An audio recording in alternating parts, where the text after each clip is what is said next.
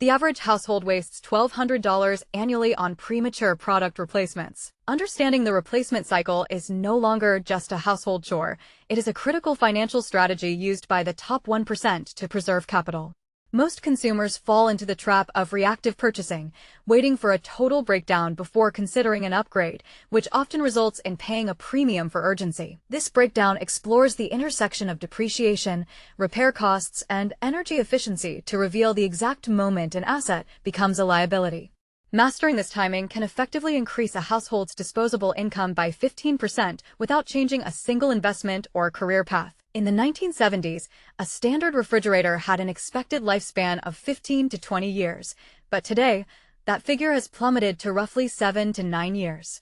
This shift isn't accidental. It is the result of engineered longevity limits designed to keep manufacturing lines moving and consumer spending constant. The complexity of modern electronics plays a significant role, as a single failed circuit board in a $3,000 appliance can often cost upwards of $600 to replace. When parts and labor exceed 40% of the original purchase price, the economic logic of repair begins to disintegrate for most households. Data from consumer advocacy groups shows that software-driven obsolescence is the newest frontier, where perfectly functional hardware is rendered useless by lack of security updates. This creates a forced replacement cycle for smartphones and laptops every 3 to 5 years, regardless of the physical condition of the device. Manufacturers have successfully shifted the burden of maintenance from themselves to the consumer, utilizing proprietary screws and glued-in batteries to discourage third-party repairs. This ecosystem forces a binary choice: pay the high manufacturer repair fee or buy a new model, often leading to the latter. But here is where it gets interesting. The most financially savvy individuals do not just wait for things to break. They use a specific mathematical formula to decide when to exit an asset. Financial analysts often point to the 50% rule as the gold standard for deciding whether to repair or replace a major household asset. If a repair cost exceeds 50% of the price of a brand new replacement, the data suggests that buying new is the more efficient capital allocation. This rule must be weighed against the remaining life expectancy of the item. For instance, spending $500 to fix an 8-year-old dishwasher is a poor investment. Because the average lifespan is 9 years, that $500 repair only buys one additional year of service, effectively costing over $40 per month. Contrast this with a brand new $800 dishwasher that comes with a full warranty and a fresh 10-year life expectancy, which costs only $6.60 per month over its life. By viewing every appliance as a cost per month utility rather than a one-time purchase, the decision-making process becomes purely objective and mathematical. The IRS actually provides a framework for this through depreciation schedules, noting that most office equipment and light assets lose value over a 5 to 7 year period. Aligning personal replacement cycles with these professional benchmarks helps avoid the sunk cost fallacy, where people keep pouring money into a failing machine. The data tells a different story, however, when looking at the hidden operational costs that most people ignore during their calculations. Operating an old appliance is often significantly more expensive than the monthly payment on a new, energy-efficient model. A refrigerator manufactured before 2001 consumes approximately 4 times more electricity than a modern Energy Star-rated unit, costing an extra $150 per year in utility fees. In the world of HVAC systems, the efficiency gap is even wider, with new variable speed compressors reducing monthly cooling bills by up to 30%.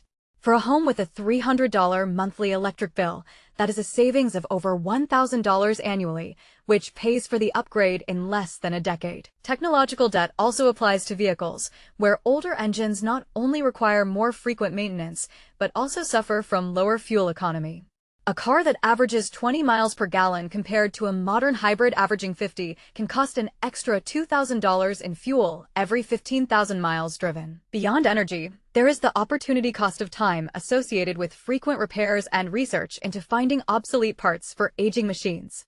If a person spends 10 hours a year dealing with a failing dryer and their hourly labor rate is $50, the true cost of that dryer just increased by $500. But while efficiency is key, the real secret to the replacement cycle lies in the timing of the resale market. The most effective way to lower the total cost of ownership is to sell an asset while it still retains significant secondary market value.